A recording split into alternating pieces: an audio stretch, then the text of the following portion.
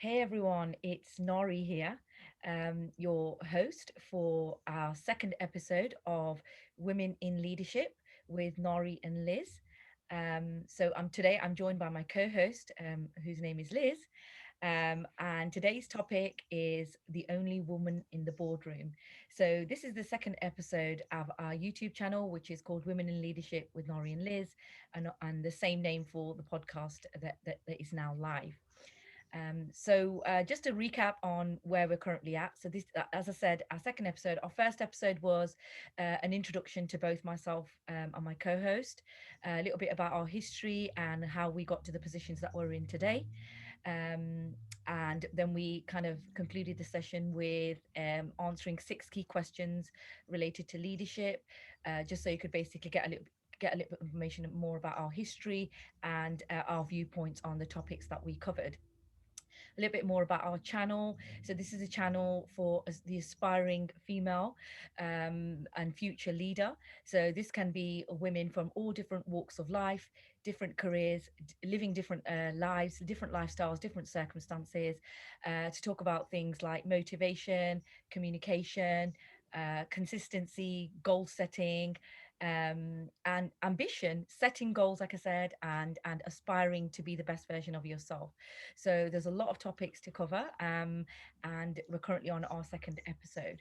So back to the topic, the only woman in the boardroom, which sounds like quite a broad and striking question. We're going to follow the same format. We're going to ask each other a number of questions, and you'll get some insight into both mine and Liz's viewpoints. And we take it from there. So, without further ado, the first question, which I'm going to ask you, Liz, is what does it mean to be the only woman in the boardroom? That's a loaded question. And thank you. Hello, everyone, and thank you for the question, Nori. Um, Having sat in those boardrooms in environments in which there were really no other women or very few, it becomes a particular challenge to get there, and it's also a challenge to stay there.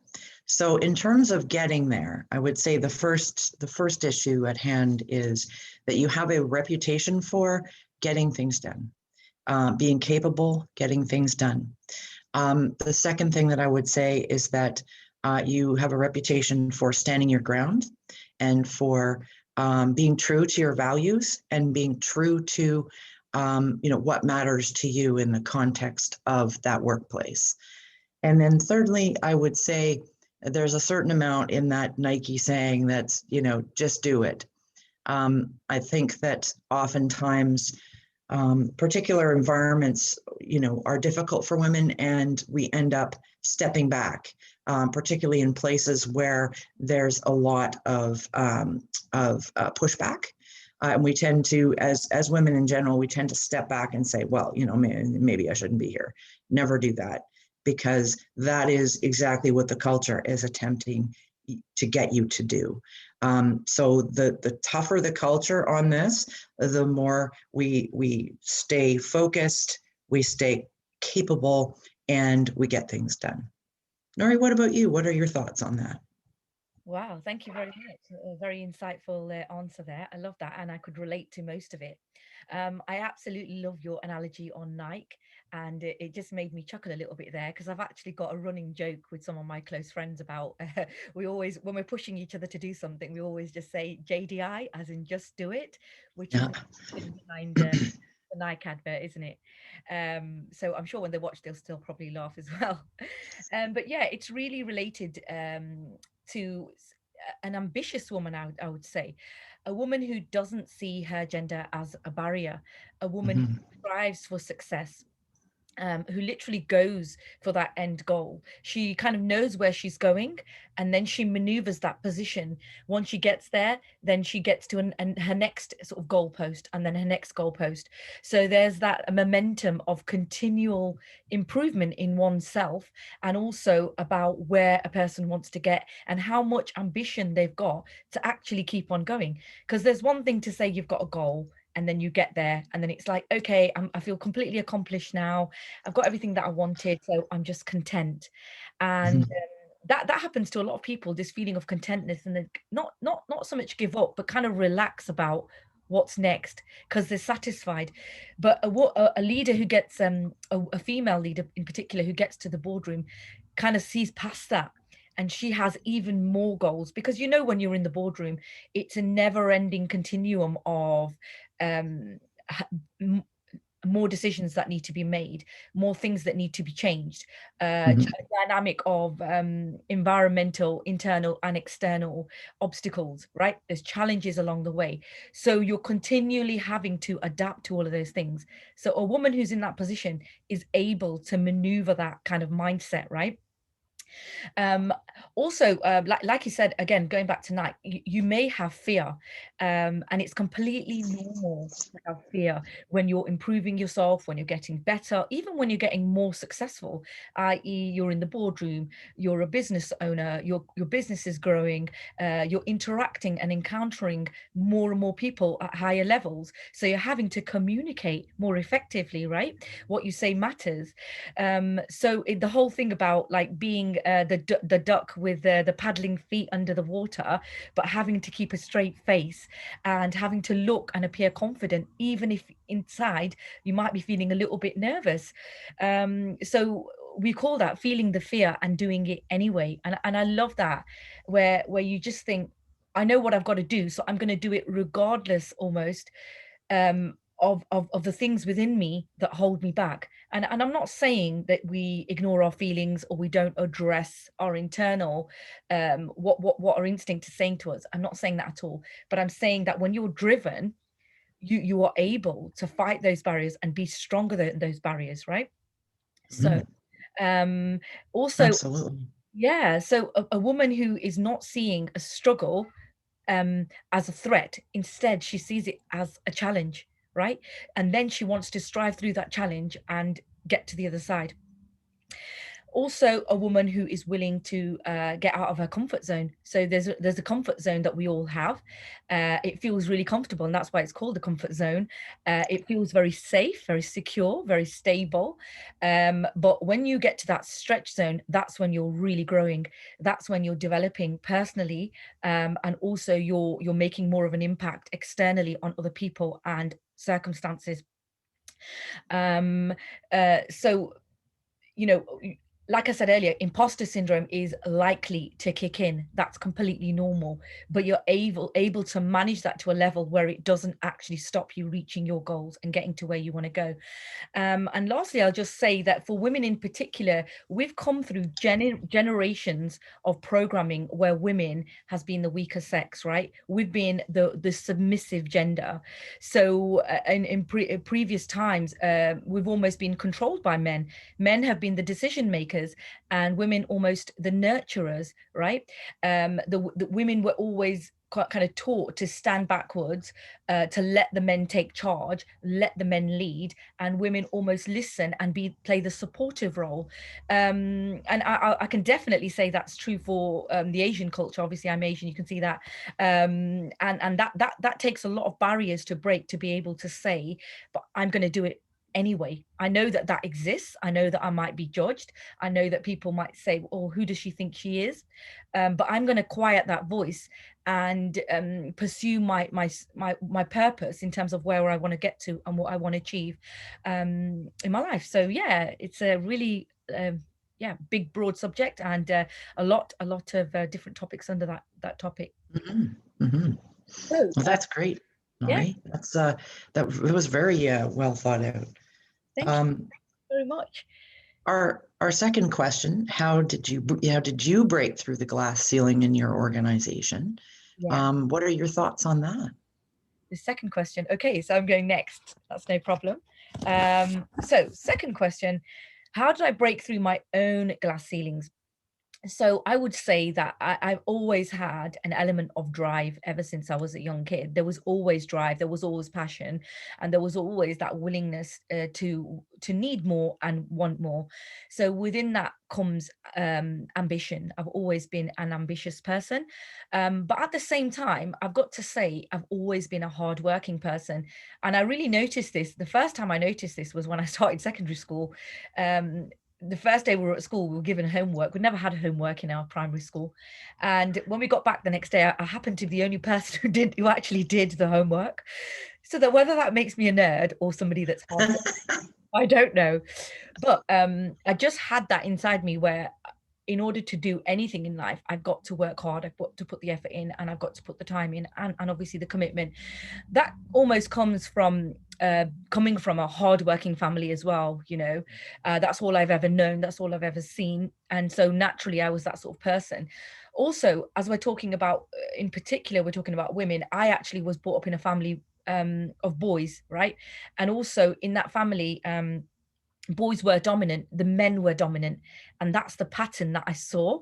But I personally was not willing to accept that, not willing to accept that I was less just because I was a girl, or that I had less opportunity just because I was a girl, or I was able to get less ahead because I was a girl. I was not willing to accept from a very, very young age that just because of my gender, I would be in any way, shape, or form different to what the potential of what my male counterpart could achieve, and the also the opportunities that are going to be presented to him. So there was also that always that challenge within me that regardless of what obstacles I face, I'll do what I want to do anyway. That things that are right for me and right for obviously people around me as well. So also obviously when I got into the world of the corporate world, and I saw myself getting up the career ladder and succeeding from one position to the next, I always I sought other role models, both male and female. And these role models, is particularly if they were women in positions of power, women that I found inspiring, traits and characteristics that I really liked. And I thought, in NLP we call it mirroring. You mirror certain characteristics that you find inspiring. And obviously back at the age of sort of 22, when I was in my first job, I was looking at women who were 20 years older than me, thinking, okay, I like what this person's doing, I like what this person's about, and I'm inspired by her characteristics, things that I probably felt fearful of at the time, but things that I knew that I needed to and wanted to work towards. Also, I've always been a person that I've had my eye on the goal. So I like I said in the first answer, I've always had a goal, and then I've had the next goal and the next goal. So whether that's been educational, I mean, I carried on studying. Like after I finished my first graduate degree at 22, I was still studying for another 10 years after that, doing professional qualifications, doing my MBA. So and that also reflected in the jobs that I was doing. So I always had another goal and another goal, and I didn't see any limit for me to achieve those goals. So I had like barriers are there, but I'm not allowing them to control or have power over me kind of mentality. Again, I saw obstacles as challenges rather than failure. And I wasn't willing to accept something that doesn't feel right to my gut instinct. So I would challenge it and maneuver on anyway. So as you can see from the answers that I'm giving you, it was kind of that driven, motivated, ambitious sort of drive that I had going towards what I wanted. Also, I would say that over the years, what I did is I was able to thankfully build up a good network of colleagues. So I was able to build trusted relationships with people of all different ages, all ranks within the organization, both internally and externally. This helps you to almost have a team behind you that motivate you, that encourage you. And it really, really helps, to have good people around you. So with that, I was surrounded by people who were supporting me and pushing me along. Even very earlier on, I remember people saying to me, "You should take that opportunity. You should take that job." I remember once I got a job which a lot of people wanted, but it was a really long commute time, and I was thinking, you know, that's going to mean waking up an hour earlier. That's going to be really tiring. You know, I was just thinking about superficial things, and somebody came up to me once and said, you do this for a couple of years, that will help you accelerate a much faster pace. Because there were people that were much older than me that actually wanted that job, and I got it. So I went for it, and that same principle goes for quite a few other things that I actually managed to do in my life. It was sometimes just another person just pulling me along and saying, go for it, and just giving you those few words of encouragement and motivation, which I think really helps. And I'd like to think that I now do that for other people in my life as well. Also, my own network of friends, so to speak. I'm lucky to be surrounded by other successful go-getting type of women, and I think that really helps. Most of my group of friends, close group of friends, are all professional, successful women within their own right, and that really helps. So the people that you're surrounded with really helps you to move and drive forwards. And finally, I would say that if something scared me, rather than being deterred by it, I was actually more compelled to do it. Mm-hmm. And I think that really helped me to get that a few steps further and faster at an accelerated rate to where I wanted to get to. So yeah, that's kind of my journey in terms of breaking my own glass ceilings and getting to the positions I got to and the place I'm at now. So thankfully, and I look back with happiness and gratitude towards that experience. So and any failures and knockbacks that I had, they were just challenges, and being able to overcome those challenges just gave me more resilience. So I'm even thankful for the challenges too. So yeah, that's me. And let's come over back to you now, Liz. And how about yourself with the same question?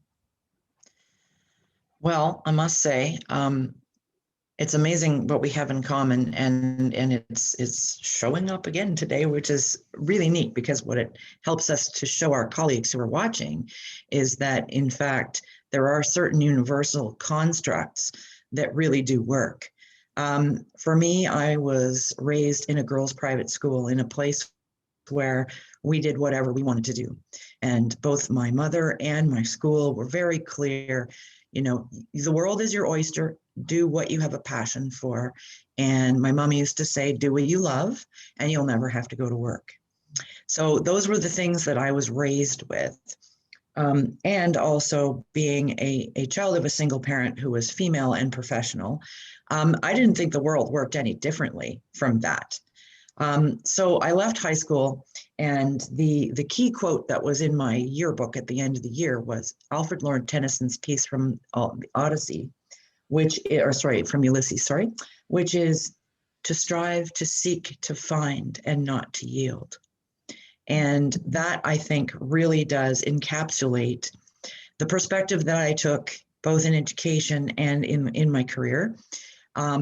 As Nori said very aptly, there are always goals, and those goals are critical to moving forward. But we can have a goal and we can look at it, or we can have a goal and we can jump through the fire to get to it. And I think for me, it was about jumping through that fire. Once I got into my career, I was actually hired into the Canadian Public Service as what they call a manager trainee. So I spent the first 5 years bouncing from organization to organization and seeing an awful lot of, frankly, for want of better words, discrimination, and not just against women, but against all individuals that didn't fit a particular norm. And for me, that never existed. I have always seen people as people, and we're all the same. We all have the same challenges. We have amazing gifts, and they're all different. And how awesome is that? And I hit a wall, actually, when I got into the system, and it was a pretty big wall that I hit pretty fast. And I began to realize, wow, like my whole perspective is, here's the challenge, figure it out, do a really good job, and move on to the next one. And, truly that does often mean that we're jumping through the fire to get to those things. In those development programs, it was known that you went into bad environments because it was all about learning and growth. So I spent about 15 years actually in those kinds of programs. And what that taught me was it didn't matter how challenging it actually was in the environment in which I was in. I figured it out and I moved on. And I was known actually for that person that would say, here's a box. I will figure my way around any box you put in front of me, providing it's legal, of course. But, you know, and that was truth. Like I would say that all the time. Well, that's my latest box. Better figure out how to get around it.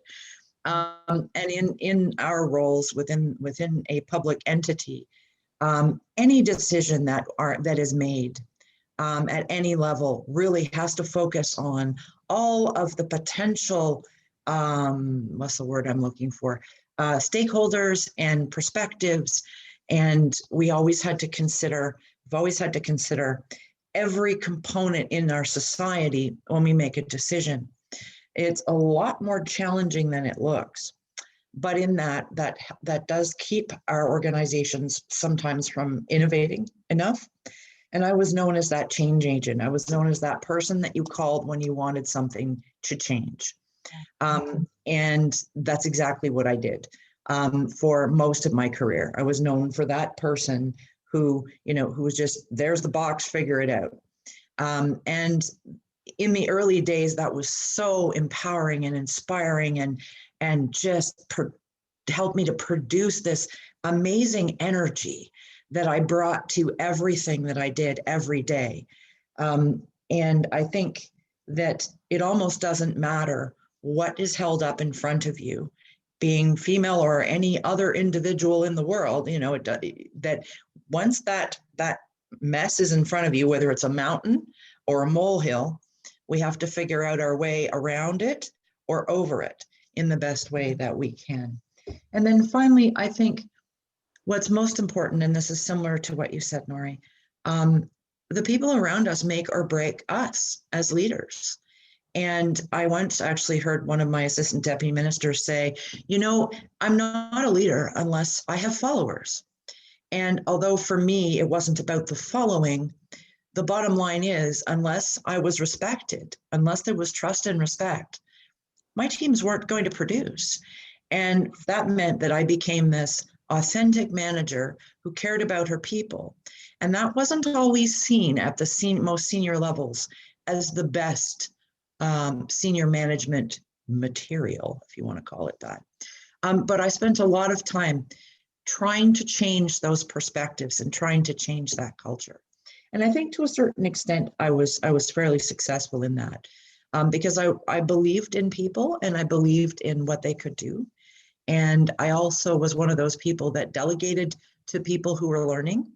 And sometimes we had failure, and that's okay. And that's another key message, is that is truly okay. And I also agree, finally, that, networks and learning, critical.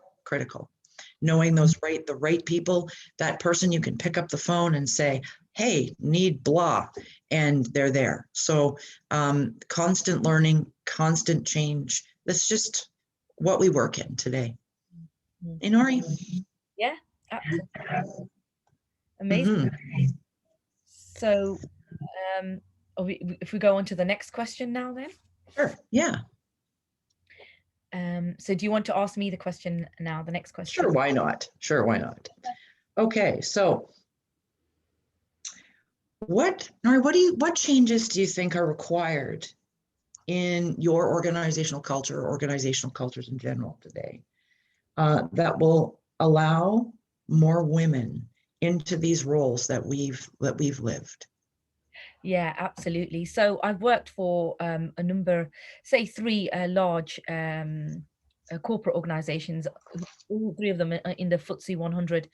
And so that's really quite a dynamic set of circumstances and environment to be in, I'd say, because large organizations, obviously there's a lot of people under one roof doing lots of different roles, and you're having to interact at different levels with many people. So you see lots of different personalities. With regard to this particular question, I think that we need to create more neutral roles. So getting away from gender specific roles based on masculinity. So I came from a lot of my organizations in the aerospace industry, defense, and rail industry, very male dominant organizations. Majority of the engineers were male. Um, and so it was almost easier for a transition for a male to come into the organization as an engineer and able to develop and build himself up than say a female, because then she would find herself, and there were a few, don't get me wrong, but then it was only under 10%, but it was harder for them to build a network and develop as quickly because they had the gender barrier that was visible, Mhm. evident in front of them, even though it was unsaid. So I'll just give you a really simple example. Builders are generally males, taxi drivers are generally males, gas engineers are generally males, basically seen as masculine roles. But that doesn't mean women, sorry, can't take those roles, because of course they can. There's Of loads course. women who love sort of those kind of physical roles, who love to be out in the field and to be doing things like constructive or rather than sitting behind a desk. So getting away from gender specific roles. So I've given you some very obvious examples there just so that we can understand that perspective. Also, I think in recruitment, creating equal opportunities for people, because we have that, don't we, with race.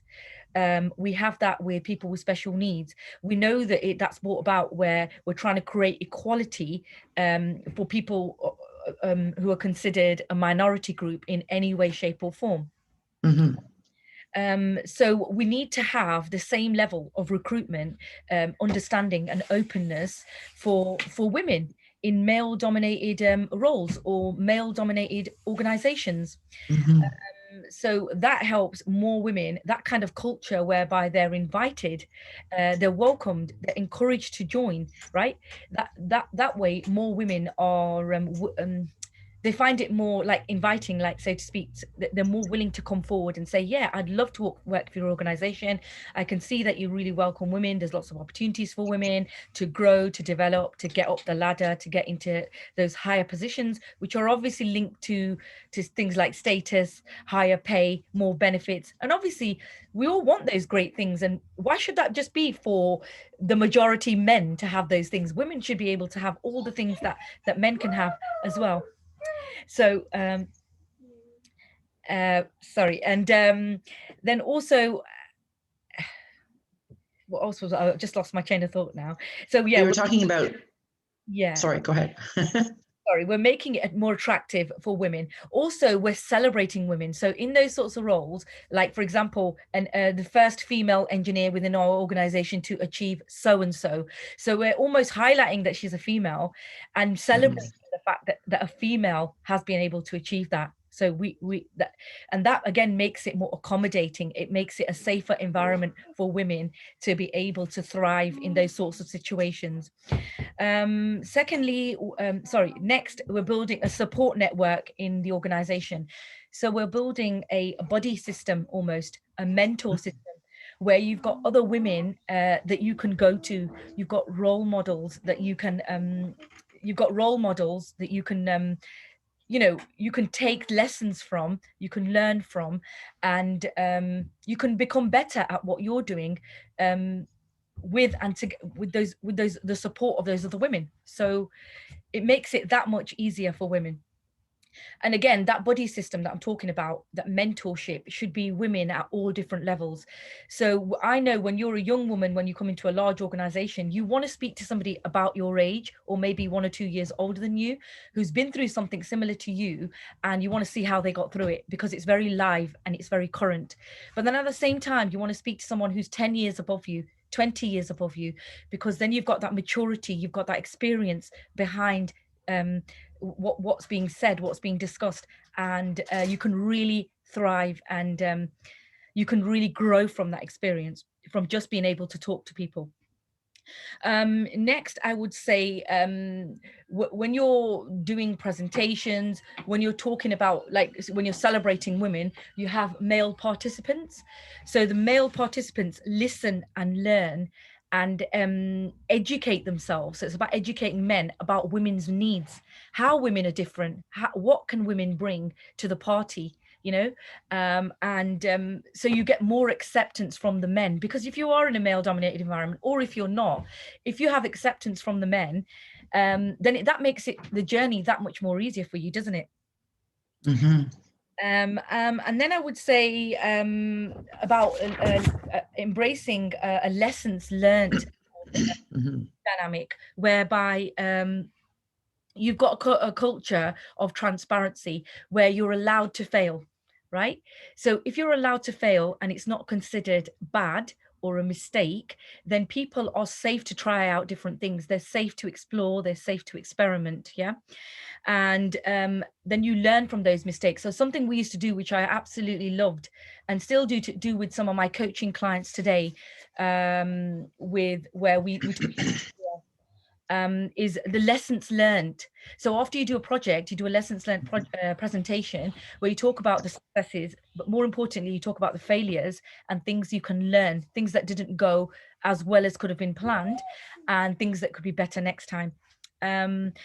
Also, you create a risk neutral environment. So you consider the risks, you question the risks, but you're not daunted by the risks. Yeah.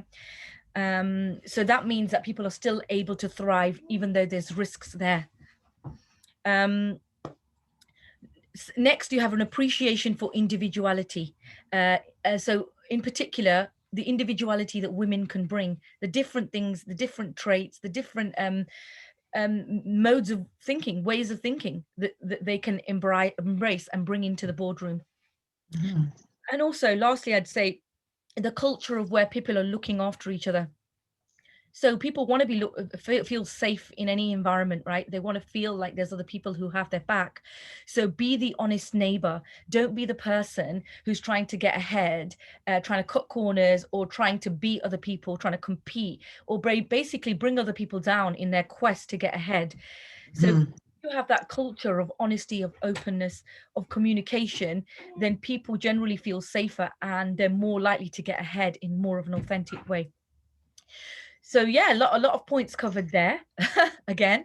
And yeah, that's basically my viewpoint on that, in terms of the culture.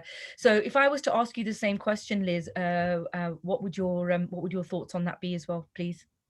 Sure. I would first say that I agree with pretty much everything you said.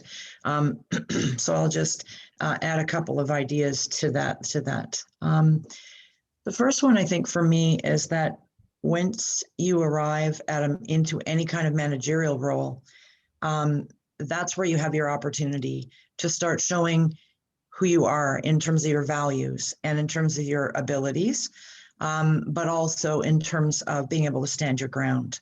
And for me, standing ground was really important, in a very capable way, but in also a very well wordsmithed way. I was able to stand my ground in a lot of environments that, really had not been done before. And case in point, I remember like it was yesterday, very early in my career, I was at Foreign Affairs and International Trade here in Canada. And as I'm sure you're aware in your own countries, oftentimes our diplomats don't always show or not representative of the Canadian population, let's just put it that way. And so those individuals were, generally speaking, male in nature and, white and male. So I walked into that kind of context as a female, and I remember distinctly walking into a room in which there was a head of state, and that individual, when I went to introduce myself, literally patted me on the head and sent me down the hall. And I don't know that I've ever felt so belittled in my life as in that moment. And at that moment, I said to myself, that's not going to happen again. And in that, though, I always have to stay true to my values in those contexts. So in a place where you're dealing with difficult decisions, if your values do not jive with the values of that decision, then that's a place where you have to make some decisions. And that's irrespective of who we are, being female or not. That's an important piece. if we're being asked to do something that we've hit a place where there's a line in the sand we won't cross, and we're being asked to cross that, then at that moment, we have to stay true to our values and to our approaches and to our individuality, as Nori said, in terms of what we do with that. And we can always, jump ship and find another great opportunity in the system. So, the bottom line is, if those values are pushing you way beyond where you're comfortable, and in particular, if you're being asked to, denounce your femalehood, or denounce, who you are to stay in that company, my advice is don't do it, at least not in the long term. Also, I would say that I want to pick up on something Nori said around mentors, women mentoring women. That was in my notes, and because I can honestly say I had fabulous mentors at every stage. My first mentor was actually a fellow management trainee, and I sat down with her because she was doing my training. And she said to me, this was in my first year, and she said, remember, take care of your career because no one else is going to do it for you. And that was one of those things that really stuck in my mind. That was almost a goal, right? Which was to make sure that I got to where I wanted to be and did the things that I was passionate about, and didn't get stuck in files that were not my thing. Also, I would say, and I'm going to call a spade, we are a threat. And because of the fact that we are so capable and we are multitasking all the time, and just here we are today, Nori, and we're doing this, and we're children around us, and there are animals around us, and we're just continuing to do our job here. So that is a threatening thing often for males in this context. And then I would say also, as an executive, recruiting based on attitude and skill is key. And it doesn't matter who we are, where we're from. It's who's got the best attitude, who's got the skills to do the job, and or who can learn that job. And I think for me, I've always hired that way. I know a lot of managers do not, but in my case, I've always hired that way, and it's been wonderful. It's been, amazing at building super teams. And then finally, learn from our mistakes and be prepared to take that on the chin. If we mess up in terms of the culture, the way the culture sees us messing up, quote unquote, then learn from our mistakes, step back, say, yep, let's try it again. But remember, don't ever get off the horse, or the culture has won. Amazing. I love that. Really, really inspiring. Thank you so much for sharing that. Really, really a great share there. Very, very inspiring, as I said. Thank you. So if we go to the next question, and that is number 4. Number 4. Yeah. So do you want to ask me the question then? So because if I go next and then we go back. Sure. So if there was full acceptance of women in the boardroom, and we know that there isn't full acceptance yet, then what do you think would happen? What would be the impact? That's a great question. And I love that question because it relates to anything that in any situation that we go through in life, where we have any form of barrier or we have anything standing in the way. It's a really great thing to do, to think about, well, what if that wasn't in the way? Then what would I do? How far would I get? What would I accomplish? And that's what makes you realize actually who you truly are. So it's a really big question, and it's a really good question. So in terms of for women, if there were no barriers for them in terms of getting ahead and becoming leaders and decision makers, I think for sure there would be more females in higher positions, i.e., namely the boardroom. So there would be more female leaders, there would be more female decision makers, there would be enhanced energy or femininity in the boardroom, in meetings, in places where decisions need to be made, where change is influenced and embraced. So that really helps to neutralize that energy, to have more females being part of that as well, especially at the higher roles, because obviously we have the operation, and then we have different hierarchical structures within organizations. And when you get to the top, as you can see, as you go further and further up the chain, there seems to be more women, which is basic. That's not an opinion, that's basically a fact. And that's why we're addressing this. There would also be quite aspirationally more female role models for the younger generation, which is one of the things that we absolutely need. Because again, when I spoke about myself finishing university, I was looking for those role models who were 20, 30 years older than me, and talking to them. What did they do? How did they get there? How do they present themselves? What traits do they have? And aspiring to the confidence that they had, and how they, what differentiated them from somebody who held back, compared to somebody who actually went for it. So we're talking about the boardroom here, but it relates to all circumstances of life. You do get that dynamic of people that you can see are comfortable, that are holding themselves back, that don't want to take that step, just that final step forwards, because they're just fearful of what's on the other side. But then you get that 5% of people who took that step anyway, and then they get to reap the fruits of their hard work, of the challenges that they overcame, and the places that they got to. Also, there would be more equality in the workplace, which is something that's absolutely needed even today. And that directly relates to the pay gap. That would be obviously more filled than it is today. And I know there's people out there fighting for that, demonstrating there's people, in organizations in different industries that are still fighting for that equality, whereas it should just be a given. It should go without saying, really, because it's like an unsaid thing. It happens, but it shouldn't happen, right? Yeah, yeah. Women would be higher achievers, wouldn't they? Because as you get further up the ladder, you get opportunities for further training and development, for further education. You get more opportunities to, if you're a decision maker, then guess what? You're on a plane and you're on the other side of the world. You're facing the customer, you're facing the supplier. Especially companies where I work, like large scale projects we worked on into the millions.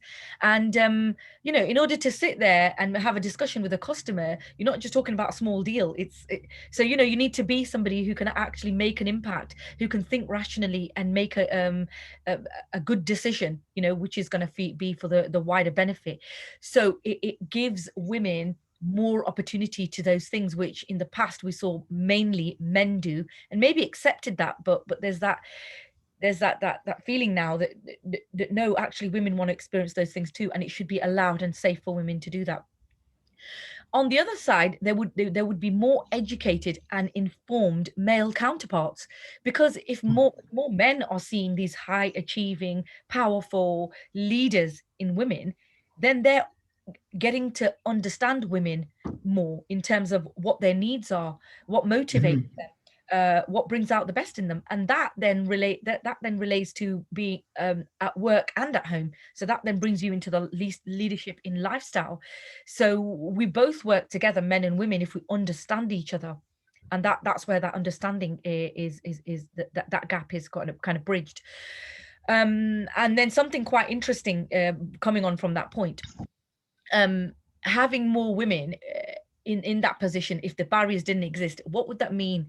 So generally men tend to be more left-brained, so they're more logical, analytical, fact orientated, detailed, but also there's an element of masculinity to that, and that is the control, the aggression, the organizing, the rushing, and that comes from your just their innate quest for survival. So that goes back to human instincts of the difference between the male and the female. If we go back hundreds of years, what were our roles and what were we trying to do? Whereas the woman brings in the energy of intuition, planning, listening, accommodating, responding rather than reacting. So they're not rushing, they're thinking about things at a slower pace. They're more process driven, they're more about relationship building, and integrating a group or team of people. So having more, that automatically tells us with our differences in the way that we think. So if females tend to be more right brained and males tend to be more left brained, if we had more females in those positions of power, that would then neutralize that brain power and make it more effective overall. So this is what I believe would happen if those obstacles were not there and we saw more women in higher positions of leadership and being able to make decisions and real impact into the future. And then that would roll off onto different parts of lifestyle as well. So it's a really interesting topic. And yeah, coming back to you, Liz, what are your thoughts on that particular question? So I don't disagree with what you said at all. I'm going to add a little bit to a couple of your pieces, though. Yeah. In terms of that right brain component, I totally believe that you're absolutely right, that this balance is critical and needed in these boardroom environments in which oftentimes the left brain is that place where we come from.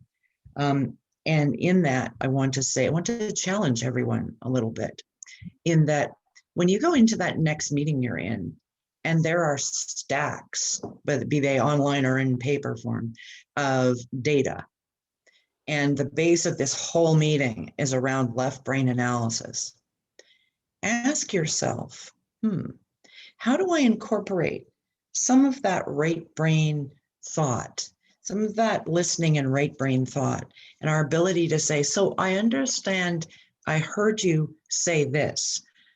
Because just by simply practicing some of those right brain strengths, that becomes quietly appreciated. And that's just a way to slowly move away from the, this left brain dominance that runs through pretty much all management meetings.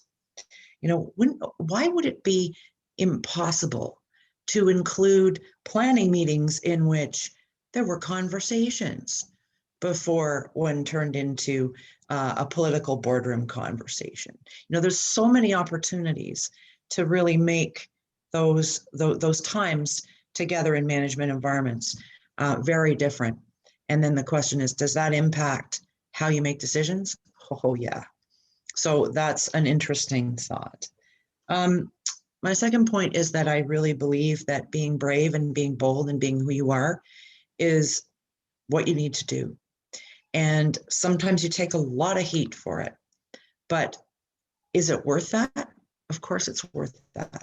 So if there weren't these barriers, we would feel much more comfortable being bold, brave in who we are and saying, respectfully, I disagree with that. And this is why. And I think that's something that more and more we actually can do. So it's not even a question of what would it be like. We can create that in our own environments. And so that's something that I suggest that you consider. Also, Nari talked about opportunities to learn.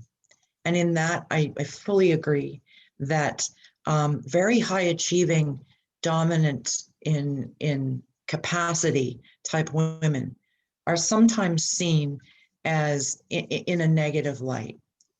And funny enough, I had a boss for a number of years who actually really admitted that he was fully afraid of women.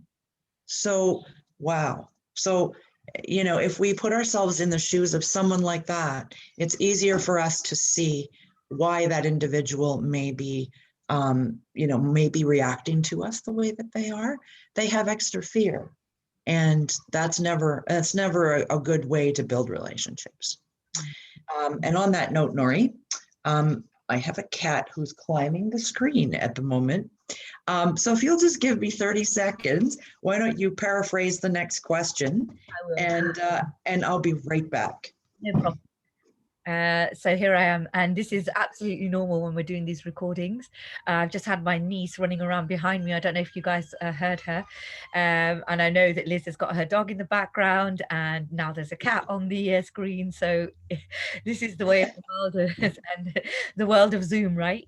So the next question was about how to remain resilient while entertaining resistance and obstacles, right? So resilience huge topic. And you know, what does resilience mean? To me, it means overcoming challenges and being stronger as a consequences, to start standing your ground, instilling confidence and feeling the fear and doing it anyway, as we said earlier. Not letting other people's views, opinions, thoughts, or even other people's limitations affect us and slow us or stop us down, stop us back, or even ourselves letting our own limiting thoughts slow us or prevent us from doing the things that we want to do. And on that, having limiting thoughts, limiting beliefs about ourselves is a completely normal thing, which I think most people experience. Imposter syndrome, fear of success, fear of getting ahead, fear of being judged. These are completely normal things. We're talking about women in leadership, we're talking about powerful women, but at no point are we taking away the journey of how to get there, the emotional attributes that are connected to that journey, the feelings, and the challenges. So it's all a very relatable topics that we're talking about here. So to remain resilient, I think, is to keep that confidence high, keep your head up high, um, keep your eye on the things that you want to achieve. Don't be deterred by the things that are going to come in your way. Some of the ones I've just talked about right now. It's normal to have things come in the way, to have obstacles. It's normal to have fears, but you are kind of your own best driver or your own worst critic. So it's up to you which one you listen to. To stay and remain confident means that you can have confident conversations, confident interactions, and a confidence quest to getting to where you get. So that means the actions that are related to that journey of getting to the goal, and you're undeterred by the obstacles in your way. And also seeing those obstacles, seeing that resistance as a challenge. So, like I said earlier, seeing the challenge, but being compelled to do it anyway. So, being even more motivated to overcome that challenge. Having self belief, so believing in yourself, you know, having an inner critic, a voice that tells you you can't or you shouldn't or it's not right or maybe not now, is completely normal. But believing in the fact that it's okay, if it's okay for others, it's okay for you. And regardless of others, you, everything that you want to do is perfectly fine, perfectly safe, and it's okay for you to do that. Yeah. And that self-belief really shows in what you're able to achieve, right? To Mhm. 5%, to be that 5% that actually gets ahead. Also, normalizing and understanding that resistance is okay. So, normalizing resistance, again, following on from the previous points. Um, so, in that, if you normalize it, then you get higher feeling of satisfaction when the achievement is accomplished, because you know you had that obstacle in the way or that resistance, but you still did it. So when you achieve it, you really feel like you've conquered something, and you have a greater feeling of satisfaction, which feels very good. Also, seek advice, seek support. So that meant the mentors we talked about earlier, people that we can speak to, the buddies. Also seek professional external advice. I mean, I'm part of my work is business coaching. So I work with people in career planning, career coaching, conflicts at work. So this is all related to that, seeking advice both internally and externally. So speak to somebody, even speak to your family, speak to loved ones, because the support that you get really helps. Um, Also build a network, because your cheerleaders, the people that are behind you, are the people that believe in you, and that really helps you to believe in yourself as well. It really does. um Holding face-to-face communication with people. So don't try to hide behind a computer screen and think, oh, I'll just send an email and hopefully I'll get a response, maybe I won't, and then you're waiting on that response. Have face-to-face communication, because it's more powerful, and you can also hold people accountable for that. And have a clear chain of command within that, so you know who to go to if you need support. You know the different levels of the hierarchy, and you know the faces that sit behind the positions. So it's all about building networks, building trusting relationships, and falling on those relationships when you do need that support, because there are going to be times when you do. um, and in a nutshell, that's how I believe that to remain resilient. Mm. Awesome. Yeah. So how about interesting to hear what you've got to say on this particular question. Well, Nori, I agree again with what you said. I'm going to add a couple of things, and then I have a quick poem for us all. Lovely. So my first question is, when you're encountering any kind of resistance, what do I hear, and what does that translate within me? Mhm. What I mean is, you know, what is the story that I'm going to be telling myself when I counter the resistance? Do I spend my energies in the story saying, well, why did that person say that? And, did it mean this? Did it mean that? What did it mean? Or is it just simply that person expressing who they are and expressing their own resistance by virtue of what they know? And if that's the case, then that's them talking based on their own experience. That's not actually us being the instigator of that resistance. And I think that's really important, because what I'm saying is, if someone is having an issue with us around us, it may have absolutely nothing to do with us. It may have everything to do with them. And I think sometimes when we're experiencing those kinds of resistances, if you tell yourself that, it does help stay strong and stay true to who you are. Second point is, really do believe in yourself. And it's easy to say, it's a lot harder to do. Really believe in who you are, because we all have gifts. And if you know what your gifts are, and you know what you have to give based on those gifts, then you're doing the very best thing for you and for the organization around you, because you're giving your best. And then finally, I've experienced a lot of challenges in life, and I wanted to just share this with you. It's actually a 2-line poem from an anonymous writer. And for me, it expresses the intangibles around resilience. Between your breath is a stillness, a lingering of life upon your lips that allows for the next moment to become your reality. Hold this life in your heart with gratitude and reverence as you create the most beautiful story of who you are and who you will be. So if you consider that in the context of where we're sitting today, I think that helps a little bit in terms of, what is resilience? Well, it's that moment of stop. It's that moment in between the statement that has been thrown out to catch you. And what do you do with that? Well, it's simply that moment where we believe in self, and where we say, this is not about me, it's about them, expressing who they are. How beautiful that is, what you've just shared. It's so beautiful, and I think a lot of people can resonate with that. We all go through challenges in life, and a lot of the times we tend to believe maybe what other people say or think about us, and it takes a whole lot of awakening to realize that actually it had nothing to do with you, and it was coming from somebody else's insecurity or somebody else's fear, something that somebody else needed to work on, and then it just got reflected back on you like a mirror, and you took it. But really, it's about where you allow your power to go. If you have that self-belief, if inside you know that you're a good person, if you're doing the right thing, you're telling the truth, um you're doing things for the benefit of others and for yourself. I mean, loving yourself isn't selfish. It's one of the most beautiful things you can do, because you take yourself to a place where you can be the best version for yourself, both for yourself and for other people.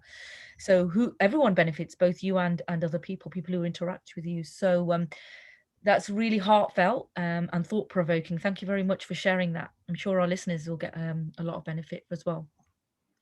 And that brings us very nicely on to our last question, Liz, which is very exciting. So this question is about what recommendations you would give for the young, aspiring, ambitious woman of today, who wants to be a future leader. Wow.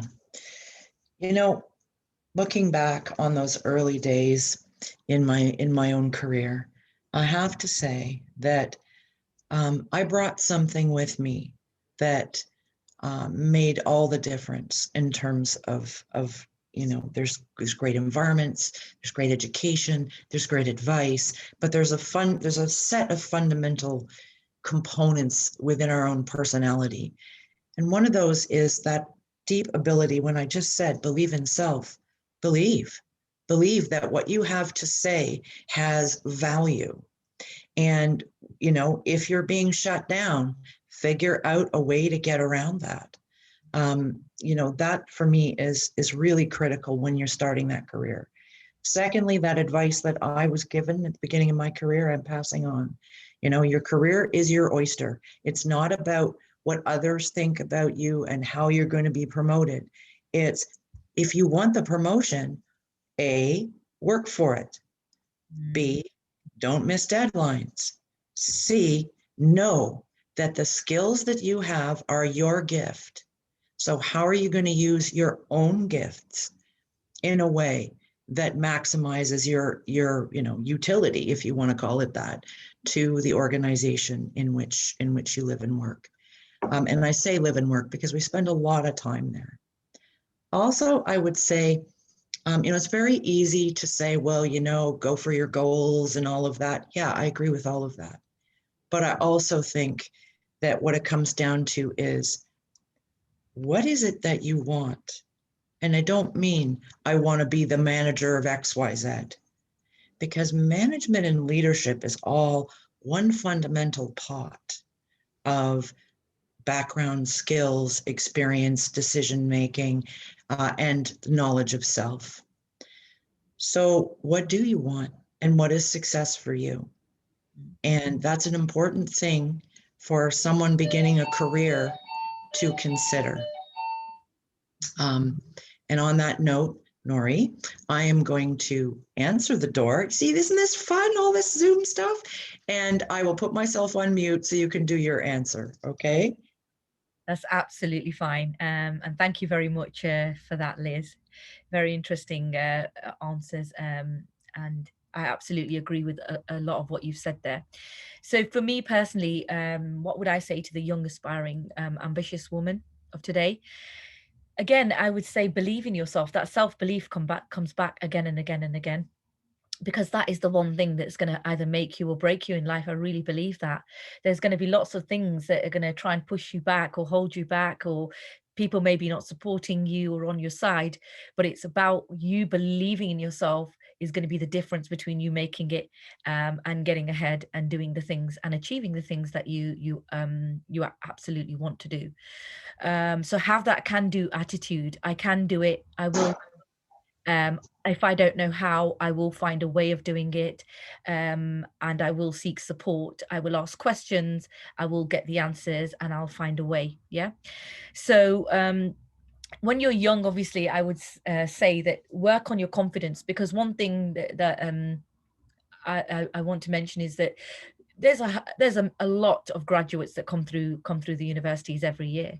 There's a lot of highly qualified people out there in different careers, in different paths. Yeah, but the difference is the confidence that they have.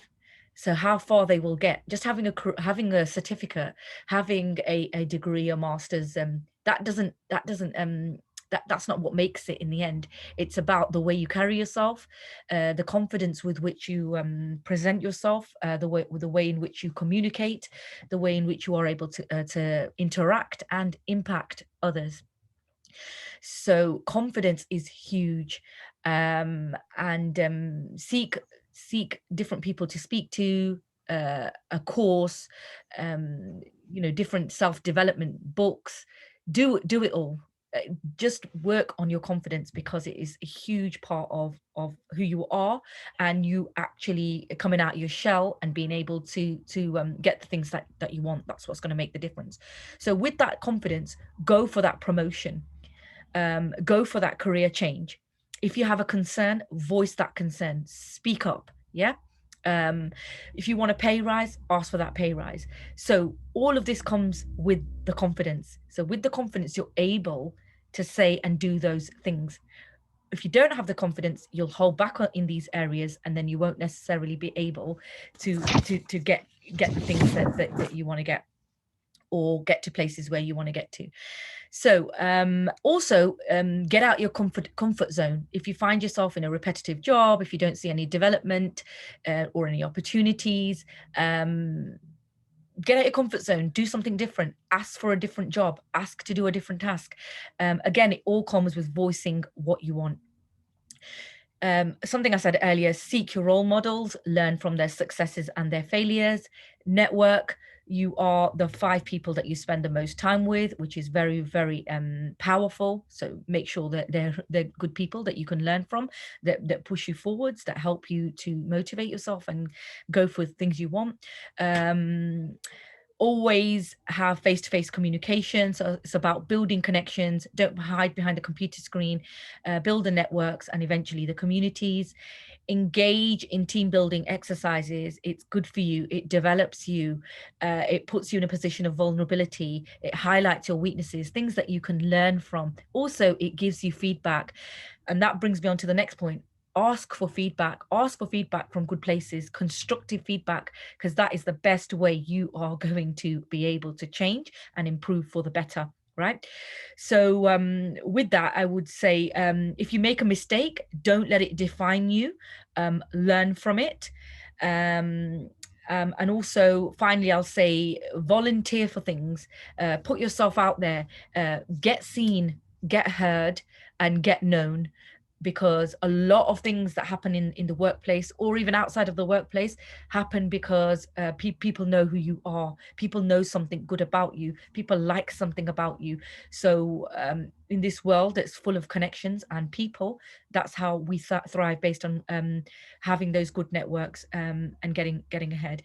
So yeah, and lastly, my last point would be seek to make a difference. So again, seek to stand out.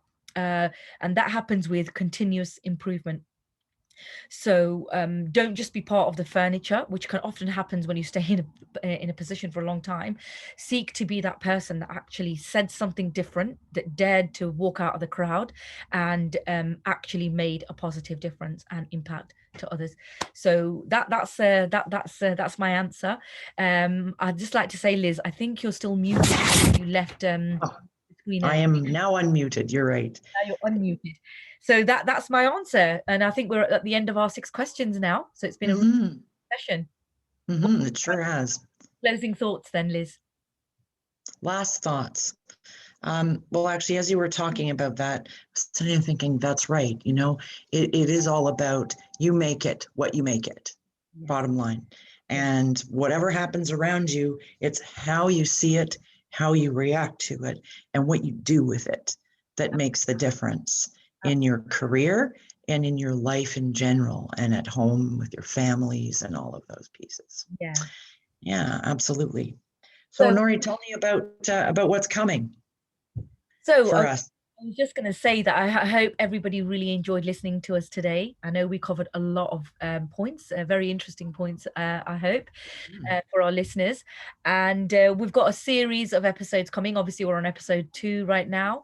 So we're going to have lots of topics related to leadership for women.